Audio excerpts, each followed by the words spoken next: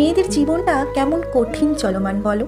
চোখ বন্ধ করলেই অনুভব করা যায় পেছনে আমরা কত পারা না পারা ফেলে এসেছি। ছোটবেলায় যেগুলো আমাদের ভীষণ কঠিন মনে হতো, কিন্তু আজ এসে তা আমাদের বা হাতের খেল। ছোটবেলায় বাবা মা স্কুলে নিয়ে যাওয়ার জন্য জোরাজুরি করতো, সে স্কুল যাওয়াটাও আমাদের শিখতে হয়েছে। ক্লাসে ভালো মেয়ে হওয়ার জন্য ম্যামের কাছে প্রত্যেক দিন হোমওয়ার্কগুলো ঠিকঠাক করে আসা। তারপরে আসে মাধ্যমিক, এইচএস, আমাকে ভালোভাবে পাশ করতে হবে তার লড়াই।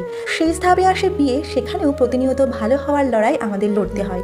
সব কিছুতে নিজেকে এক্সপার্ট হতে হওয়া। তবে এখন আর কোনো কিছু ভালো করতে পারলে very good, good girl, very very good এইসব কেউ খাতায় আর লিখে দেয় না। নার্সারি থেকে গ্র্যাজুয়েশন বা মাস্টার্স, এর মধ্যবর্তী সময়ে যা শিখেছি আজ জীবনের বেঁচে থাকার আগ পর্যন্ত ঠিক সেই রকমই শেখার পর্যায়ে চলছে।